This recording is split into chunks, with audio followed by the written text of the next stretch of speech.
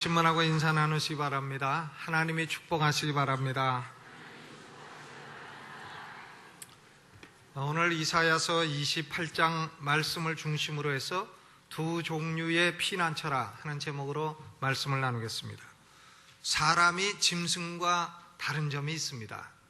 그 다른 점이 많지만은 그 가운데 하나는 사람에게는 종교심이 있다는 것입니다. 전도서 3장 11절을 보면 사람에게 영원을 사모하는 마음을 주셨느니라 그랬습니다. 기독교인이든 아니든 간에 하나님께서는 사람에게 영원을 사모하는 마음을 주셨습니다. 그래서 우리가 이것을 종교심이라 이렇게 말합니다. 종교심을 가진 사람은 바른 종교이든 그릇된 종교이든 간에 세 가지 공통적인 사고 구조를 가지고 있습니다. 첫째로는 신은 존재한다 하는 생각입니다. 둘째로는 그럼에도 불구하고 인간과 신 사이에는 뭔가 심각한 문제가 있다. 그래서 이 심각한 문제를 죄라 이렇게 말을 합니다. 그러므로 참된 종교에는 인간의 죄의식이 들어있는 것입니다. 그리고 세 번째로는 사람이 죽고 난 이후에 세계가 있다. 죽음 이후의 세계에 대한 믿음이 있는 것입니다. 비록 신에 대한 개념도 다르고 죄에 대한 이해도 다르고 죽음 이후의 확신에 대한 생각도 다 달라서 그렇지 종교심을 가진 인간은 누구나 이런 사고 구조를 가지고 있다 하는 것입니다. 그러므로 인간은 자기 나름대로 죽음 이후 세계에 대한 자기의 죄에 대한 해결책을 가지고자 하는 것입니다. 자기 나름대로의 죄에 대한 피난처를 가지고 있습니다.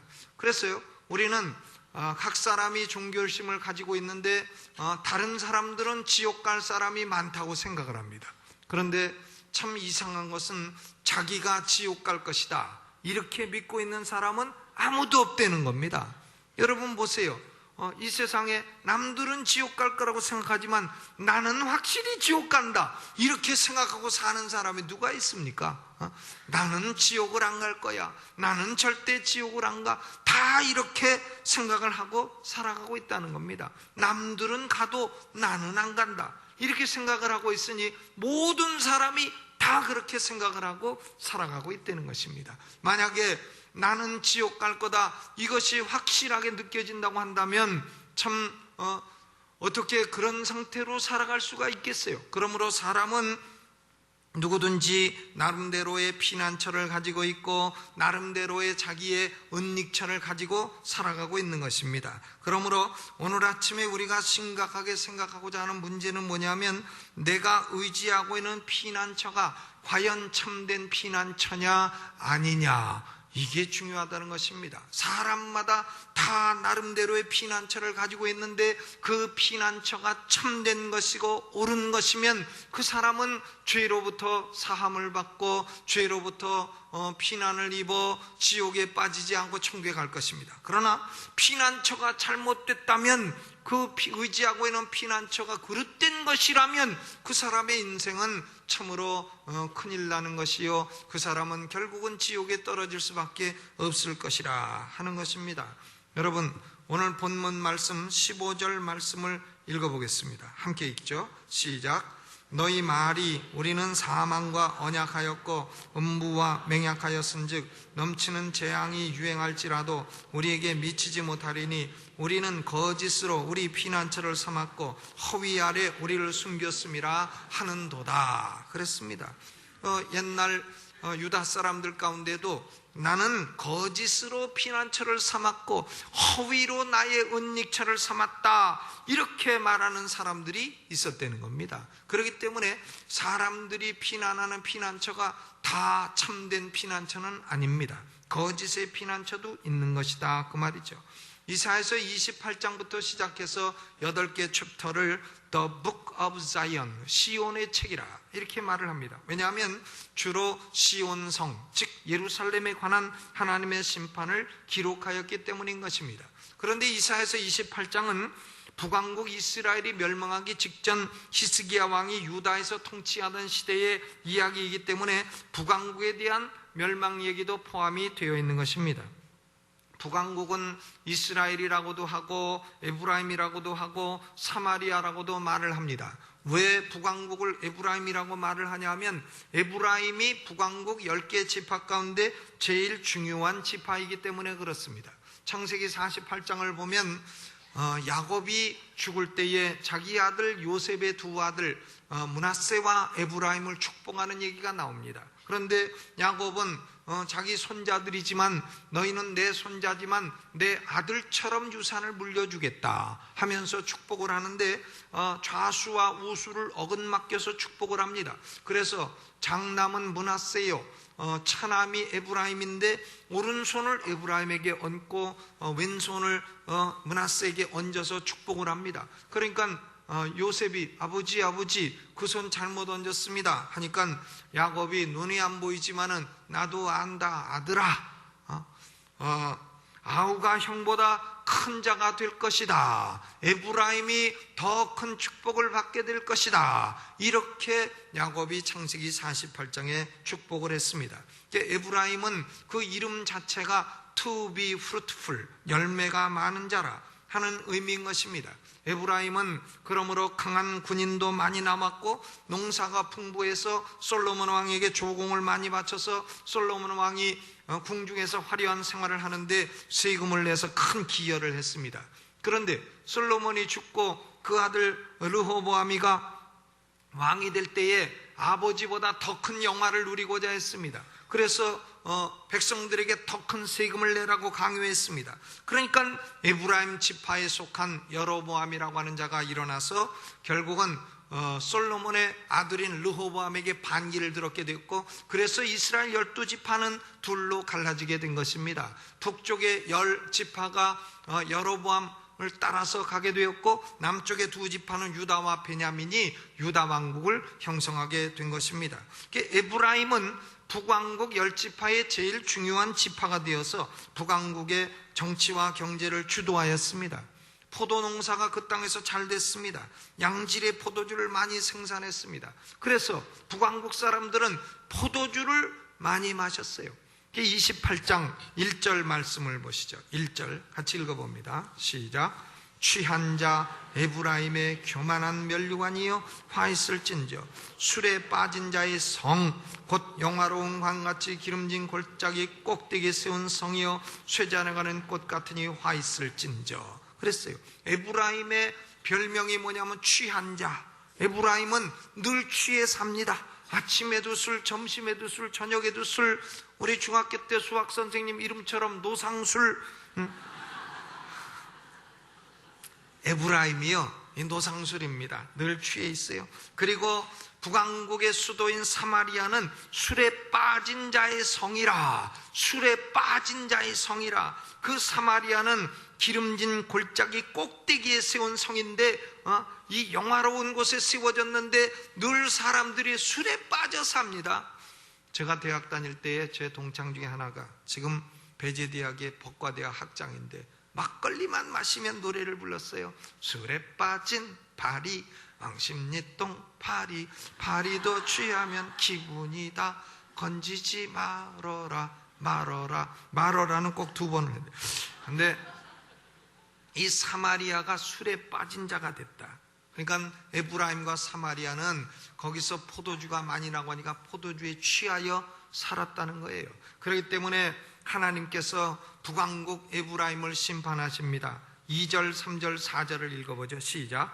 보라, 주께 있는 강하고 힘있는 자가 쏟아지는 우박같이 파괴하는 광풍같이 큰 물의 창이람같이 손으로 그 면류관을 땅에 던지리니 에브라임의 취한 자의 교만한 면류관이 발에 밟힐 것이라. 그 기름진 골짜기 꼭대기에 있는 그 영화의 쇠잔해가는 꽃이 여름 전에 처음 익은 무화과 같으리니 보는 자가 그것을 보고 얼른 따서 먹으리로다. 그랬어요.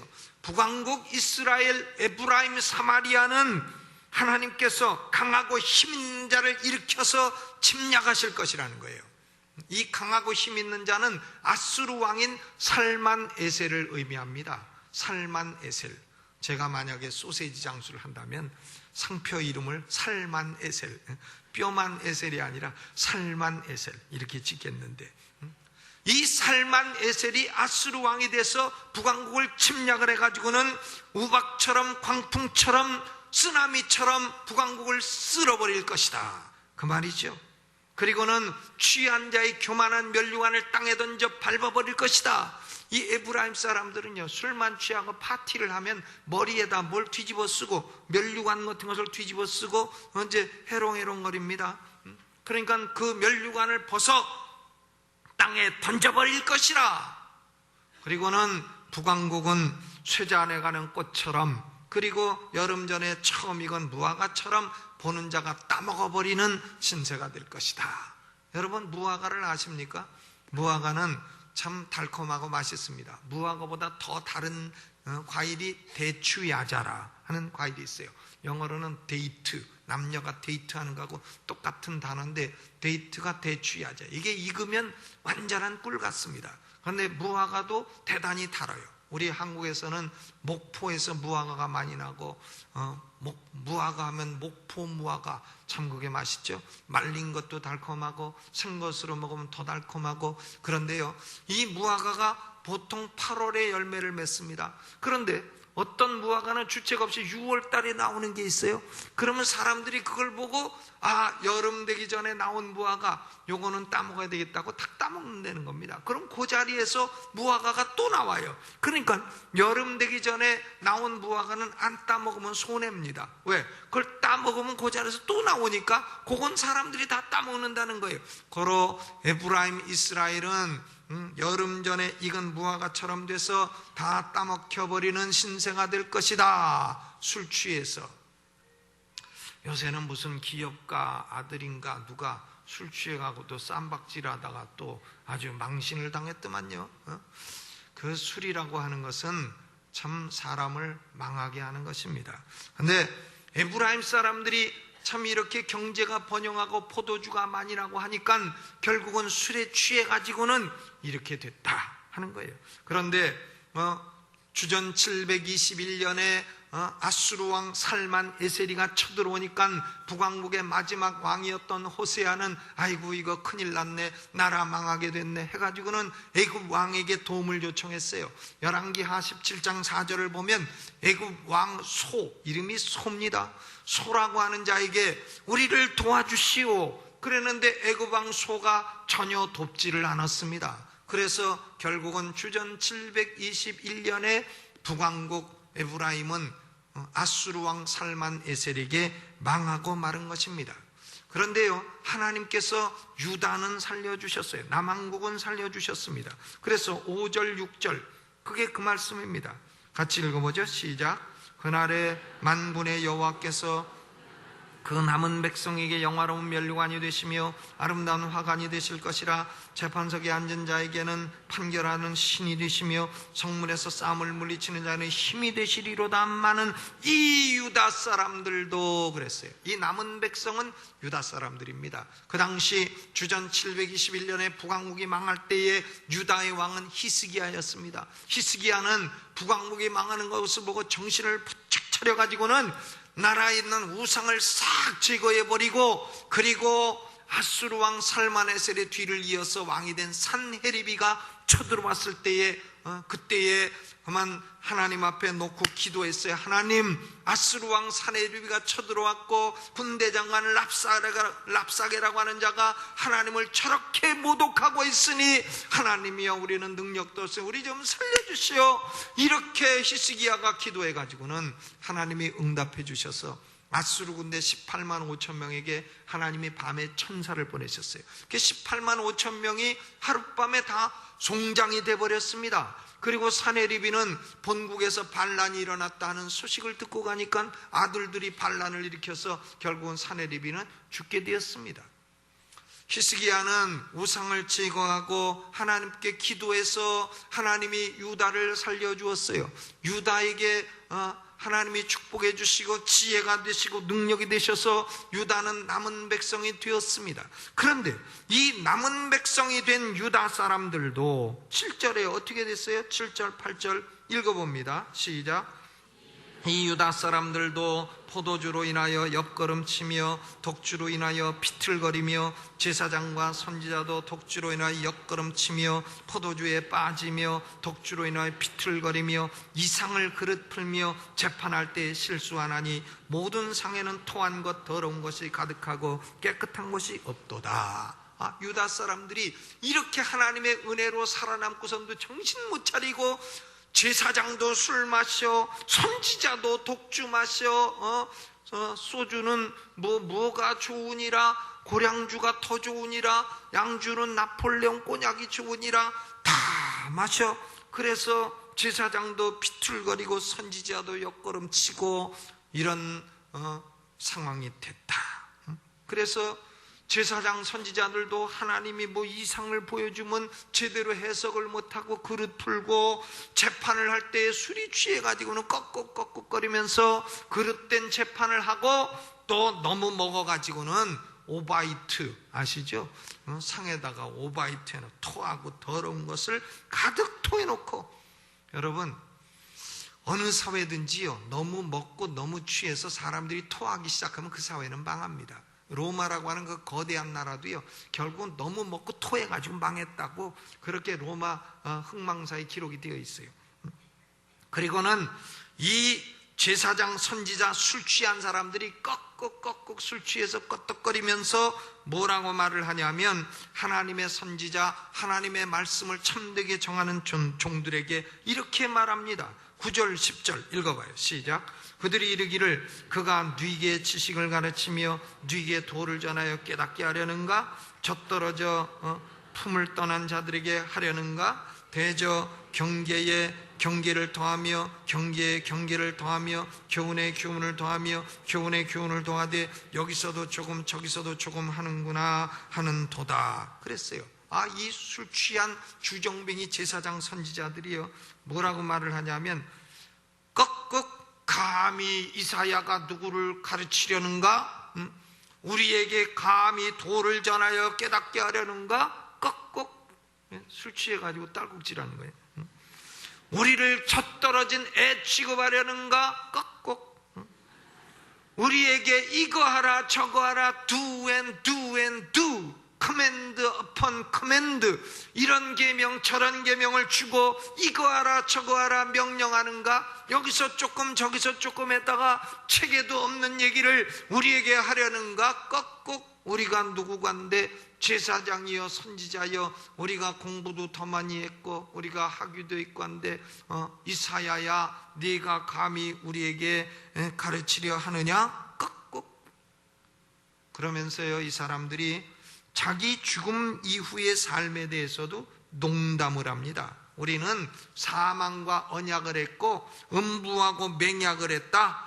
사망이 우리 형님이고 음부가 우리 아우니라. 그러므로 재앙이 임해도 사망과 지옥이 다 우리 형님 아우기 때문에 재앙이 유행을 해도 우리에게는 미치지 못하느니라. 우리 형님 아우가 우리를 칠 리가 있겠느냐?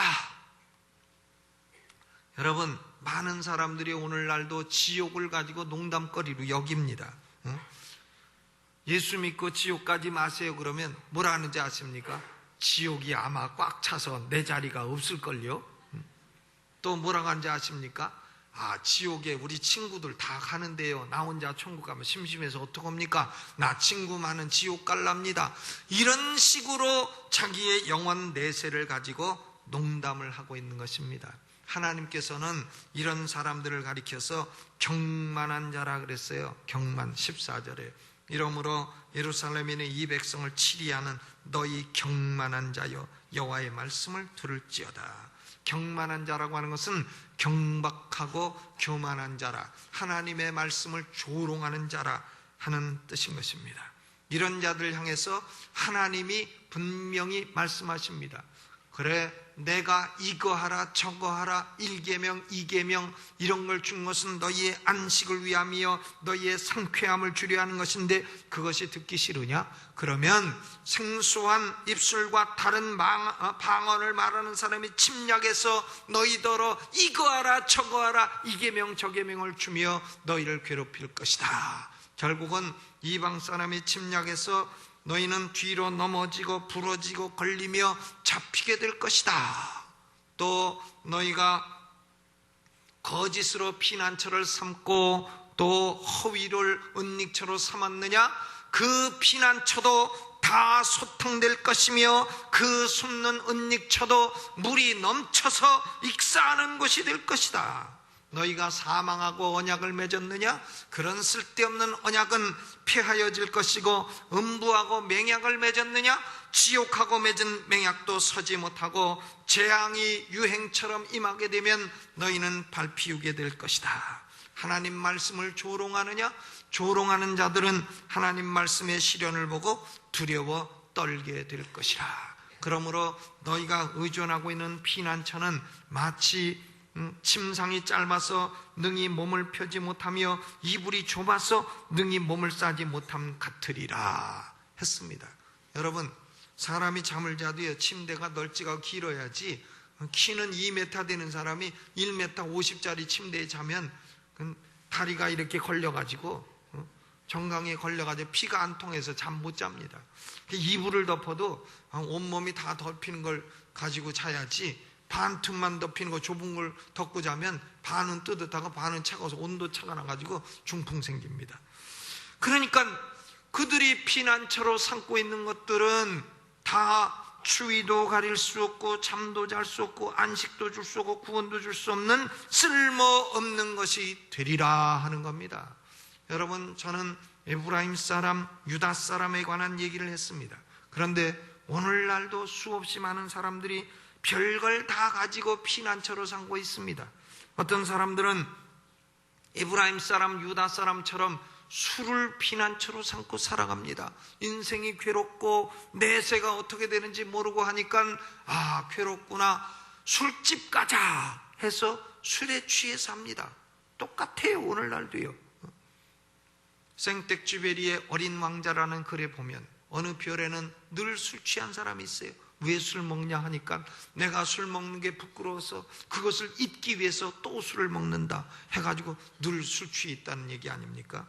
어떤 사람은 술을 피난처로 삼습니다. 인생이 괴로우면 술집을 갑니다. 또 어떤 사람은 애굽과 같이 세상의 강한 세력을 피난처로 삼습니다. 권력이나 인간관계나 이런 것을 피난처로 삼습니다. 또 어떤 사람은 거짓말이나 허위를 피난처로 삼습니다. 세상의 각종 종교들, 또 각종 철학들, 각종 거짓된 사상들, 이런 걸 피난처로 삼아 나는 아마도 지옥에 안 갈 거야, 남들은 가도 나는 안 갈 거야, 이렇게 생각하고 산다는 것입니다. 그런데 이상한 것은 이런 경만한 사람들은 하나님 말씀은 조롱을 하는 거예요. 하나님의 말씀인 성경을 조롱합니다. 주의 종들의 설교를 조롱합니다. 그러나 여러분, 술도 피난처 될 수 없고 애굽도 피난처가 되지 못하고 거짓이나 허위도 피난처가 되지 못합니다.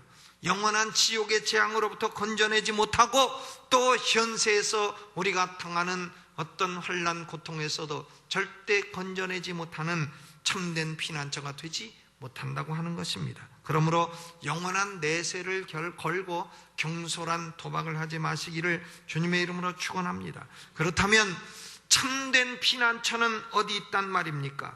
이사야 선지자는 이사야서 28장에서 놀라운 복음을 증거하고 있습니다. 16절을 같이 읽어봅니다. 16절 시작. 그러므로 주 여호와께서 가라사대 보라, 내가 한 돌을 시온에 두어 기초를 삼았노니 곧 시험한 돌이요 귀하고 견고한 기초돌이라. 그것을 믿는 자는 급절하게 되지 아니하리로다 그랬어요. 시온, 즉 예루살렘에 하나님이 한 돌을 주시겠다. 이 돌은 시험한 돌이요, 하나님도 시험하고 마귀도 시험했고 귀한 돌이요 견고한 돌이요, 이것은 기초돌이라, 코너스톤, 반석이라, 집을 지을 때 기둥이 되는, 기둥의 받침이 되는 그런 돌이라 그랬습니다. 이 돌이 누구냐? 예수 그리스도를 의미한다는 것은 분명합니다. 사도 바울이 로마서 9장 33절과 로마서 10장 11절에 이 말씀을 인용해서 성경에 이르되 누구든지 저를 믿는 자는 부끄러움을 당하지 아니하리라. 그로 시온에 두신 이 견고한 기초돌은 예수 그리스도라고 분명히 증거한 것입니다. 여러분, 예수 밑에 피하게 되면 내세에서의 지옥의 심판도 면함을 받게 되는 것이고, 또 현세에서도 급절하게 될, 부끄러워 망하게 될 그런 환난 고통에서도 건짐을 받게 되는 것입니다. 내세의 지옥 형벌을 피하는 참된 피난처도 예수 그리스도요, 현세의 급박한 위기를 벗어나는 참된 피난처도 오직 예수 그리스도뿐인 것입니다. 저는 지난주에 중국을 다녀왔습니다. 중국이 이제는 세계 강국이 되었습니다. 어느 나라도 감당할 수 없는 나라가 됐어요. 미국도 중국을 함부로 볼 수 없습니다. 미국이 물가가 싸요. 제가 1986년도에 미국 가서 6년을 살았는데, 공부를 하고 가르치고 그런데 지금 2007년도 물가나 1986년 물가나 똑같아요. 그 어떻게 그렇게 미국의 물가가 싸게 유지되느냐? 중국 때문에 그렇습니다. 메이드 인 차이나가 미국 시장을 휩쓸고 K마트, 월마트 휩쓸고 있기 때문에 그것이 물가가 싸게 유지되는 거예요. 우리 대한민국도 참 설렁탕값 5,000원, 짜장면값 3,000원 어떻게 유지됩니까? 국산 가지고 유지됩니까? 안 됩니다. 중국 거로 유지되는 거예요. 그렇기 때문에 참 중국은 강대국이 됐습니다. 우리 대한민국은 전자, 그리고 조선, 자동차 3대 공업을 의존해서 우리가 먹고 살고 있어요. 우리가 술 먹고 취하고 있습니다. 그런데 참 중국을 가게 되면 전자, 삼성, LG, 대우라고 하는 것도 카자흐스탄에도 대우, 중국에도 대우, 그 브랜드가 참 위대한 브랜드인데 그걸 갖다 꺾어버렸으니 참으로 어처구니 없는 일이죠. 그런데요, 어쨌든 전자, 조선, 자동차 3대 공업을 우리가 의존해서 술 먹고 지금 잘 살고 있는 것입니다. 그런데요, 저는 볼 때 중국 갔다 와서 제 마음이 무겁습니다. 왜냐? 중국이 조만간 우리 대한민국의 전자든 조선이든 자동차든 다 추월할 것이다.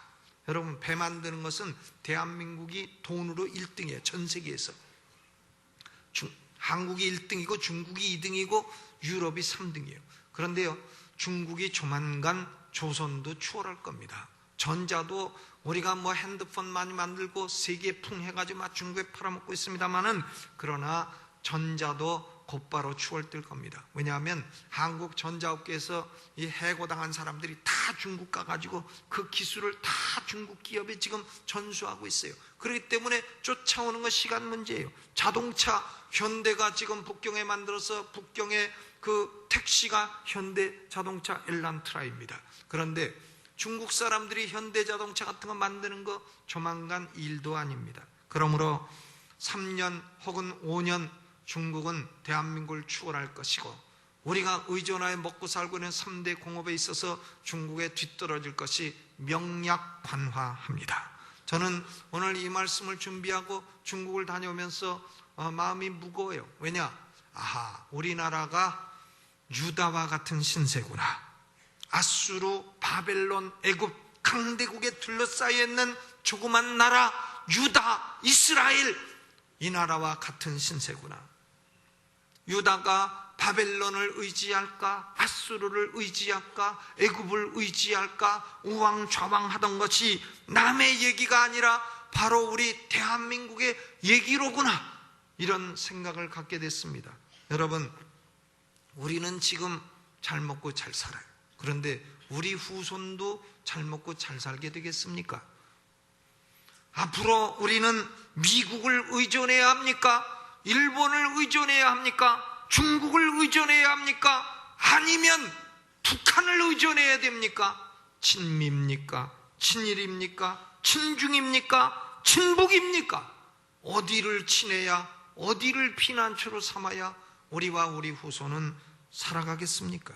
하나님께서는 애굽을 거짓된 피난처라 했어요. 아수르, 바벨론도 그거 부지깽이라는 먼처럼 여기라 했습니다. 하나님은 우리에게 이사야서를 통해서 말씀하시는 게 있습니다. 대한민국도 작은 나라요, 강대국에 둘러싸여 참 대한민국 스스로 힘으로 지킬 수 없는 나라다. 그러나 유다 사람들에게 이사야가 말한 것처럼 믿음으로 살면 하나님이 유다를 지키신다. 믿음으로 살면 하나님께서 아무리 강대국이 쳐들어와도 물리칠 것이며, 믿음으로 살면 아무리 작은 나라 유다라 할지라도 젖과 꿀이 흐르는 땅이 될 것이며 그 땅의 경제도 번영하고, 믿음으로 바르게 살면 유다라고 한 나라가 영구히 하나님의 축복 가운데 살 것이다. 고로 이사야 선지자는 말합니다. 너희가 믿지 아니하면 정령이 굳게 서지 못하리라. 그것을 믿는 자는 급절하게 되지 아니하리로다 그랬어요. 중국이요, 중국의 교인들이 새벽 기도합니다. 새벽에 나와 기도합니다. 한국 교인들은 편안해서 새벽에 안 나오죠. 새벽 기도하는 중국 사람에게 우리가 당할 수 없어요.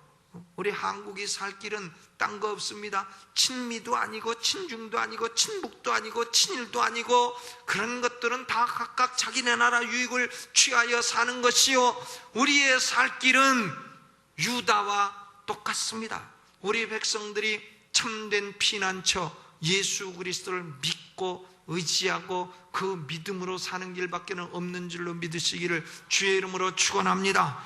우리가 살 길은 우리 백성들이 예수를 믿어 복음의 강국이 되는 것밖에는 살 길이 없습니다.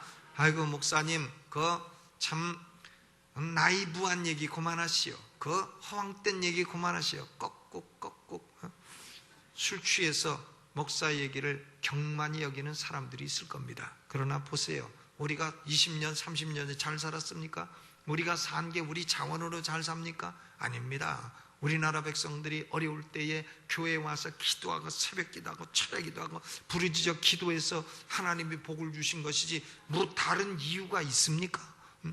그런데 우리가 기도해서 하나님 의존해서 하나님이 복을 주신 그 원리는 앞으로도 똑같고 우리 후손에게도 똑같은 것입니다. 우리 대한민국은 다시 하나님을 의존해야 됩니다. 다시 우리 사람들은 교회에 몰려와서 기도해야 됩니다. 하나님을 의존하고, 여호와여 우리가 하나님만을 피난처로 삼아 하나님께 충성하는 백성이 되겠습니다. 여호와여 우리가 세계를 향하여 복음을 수출하는 선교의 강국이 되겠습니다. 우리가 살 길은 복음의 강국이 되고 선교의 강국이 되는 것밖에는 없는 겁니다. 선교하라 그러면 나 돈 없는데, 교회를 세우라 하면 나 없어요. 그러지 마세요. 진짜 없으십니까? 아니죠. 우리가 복음을 수출하고 선교 강국이 되면 하나님이 우리나라의 경제도 책임지시는 겁니다. 하나님이 우리 후손의 경제도 책임지시고 이 나라를 책임지시고 강대국이 건드릴 수 없는 역학관계를 만드시고, 우리는 미국으로부터도 유익을 얻고 중국으로부터도 유익을 얻고 일본으로부터도 유익을 얻어 우리 후손들은 하나님의 축복 가운데 편안하고 안전한 복음의 강국, 경제의 강국, 정치의 강국을 이루며 살아가게 될 줄로 믿습니다. 원수의 목전에서 상을 베푸시는 은혜를 받으며 살게 될 줄로 믿습니다. 그러므로 이사야 선지자가 이사야서 66장을 통해서, 야 유다 백성들아, 너희는 약하고 미약하고 작은 나라지만 하나님을 의지해라. 그러면 너희는 산다. 먹고도 살고 너희가 축복받고 너희 내세에도 내가 책임진다. 이 말씀을 하신 것입니다. 여러분, 우리가 살 길은 믿음뿐입니다. 믿음을 견고히 하시고 더 기도하고 더 하나님께 헌신하시고 선교하는 주의 백성 되시기를 주님의 이름으로 축원합니다. 오늘 이 말씀을 생각하며 두 손 들고 주여 한번 크게 부르고, 주여 내가 선교하는 백성 되기 원합니다. 복음의 강국 되기를 원합니다. 믿음으로 살아 하나님의 축복을 누리는 백성 되기를 원합니다. 두 손 들고 주여 한번 크게 부르고 통성으로 뜨겁게 기도합니다. 주여! 기도하세요. 하나님, 우리의 참된 피난처는 시온에 세워두신 시험된 돌 견고한 기초석 예수 그리스도밖에는 없습니다. 우리가 살 길은 옛날 유다처럼 믿음으로 사는 길밖에는 없습니다. 예수님을 피난처로 삼아 하나님을 의존하여 기도하고 사는 길밖에는 없습니다. 우상을 제거하고 하나님 앞에 기도하며 살아갈 때에 우리의 복음의 강국이 되게 하여 주시고 우리가 선교의 강국이 되게 하여 주시고 아버지여 하나님 나라와 그의 의를 구할 때에 하나님께서 모든 것 입는 것 먹는 것 책임져 주신다 하셨사오니 아버지여 우리는 우리 후손들에게 참 급절하게 되는 절박한 상황을 물려주지 말게 하여 주옵시고 하나님 아버지여 더욱더 축복된 유산들을 물려주는 우리가 되게 하여 주시옵소서. 주여 하나님이 우리의 피난처십니다. 그리스도 예수여 우리의 참된 피난처이십니다. 우리를 긍휼히 여겨 주옵소서. 예수님의 이름으로 기도하옵나이다. 아멘.